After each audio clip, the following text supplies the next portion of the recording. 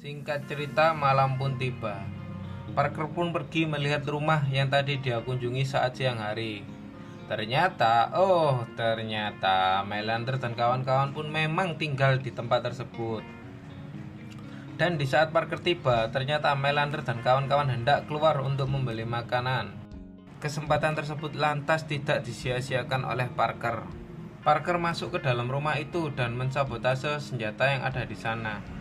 Saat Parker selesai menyabotase senjata Melander dan kawan-kawan, dia segera kembali dan menuju ke tempat di mana mobilnya diparkir.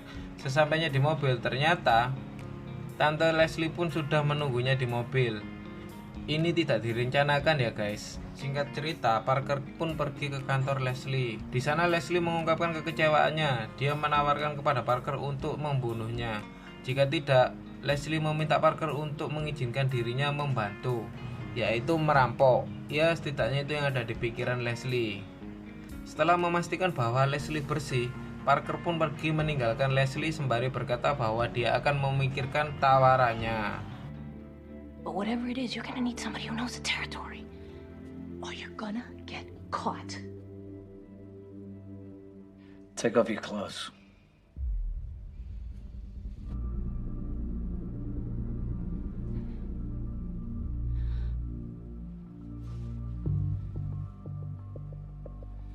Look, I've been in a third of the houses around here, and I know the rest. I can answer your questions, and I can tell you what questions you're forgetting to ask. And all I'm asking is for you to give me a small piece.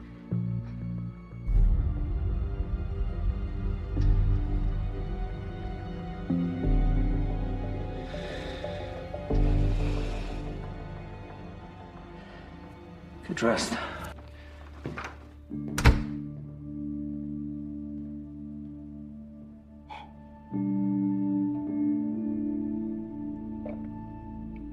Jadi gini ya Sambaters, Parker adalah orang yang hati-hati. Jadi setelah memastikan bahwa Leslie benar-benar bersih atau tidak terikat oleh Melander dan kawan-kawan, dia baru mengambil keputusan.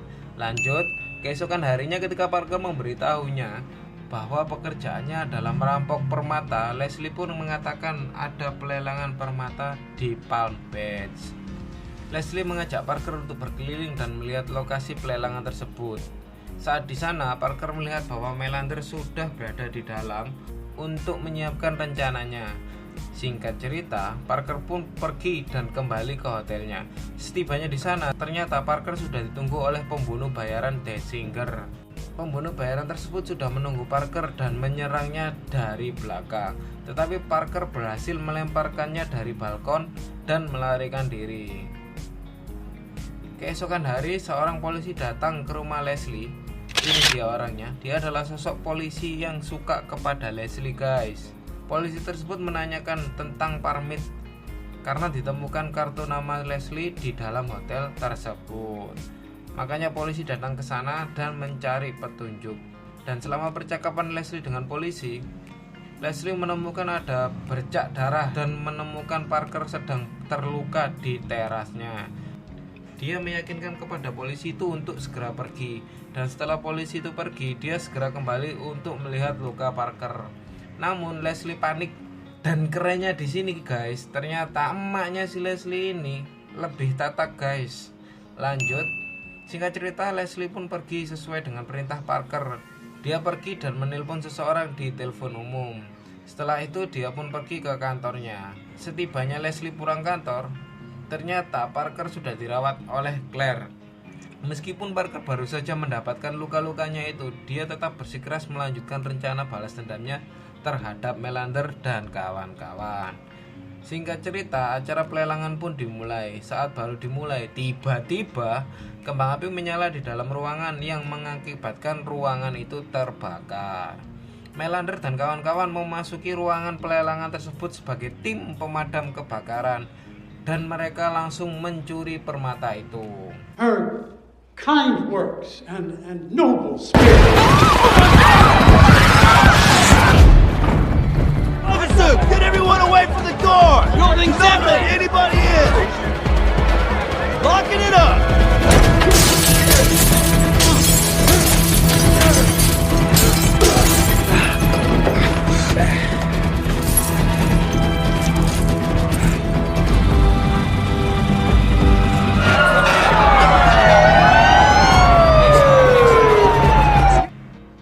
waktu sekitar 1 menit setelah mencuri permata itu, mereka pun melarikan diri dengan cara menyelam.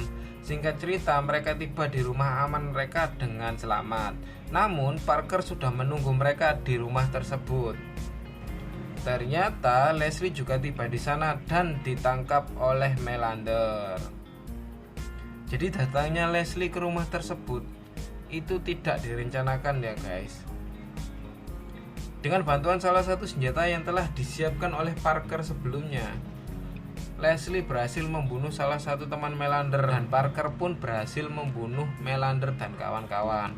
Lalu Parker memberi tugas terakhir pada Leslie untuk menyimpan permata itu dalam lubang ventilasi AC dan tidak memeriksanya, hanya untuk mengecek apakah barang tersebut masih berada di sana. 6 bulan kemudian, Parker pun datang ke Chicago dan membunuh Denzinger di kantornya.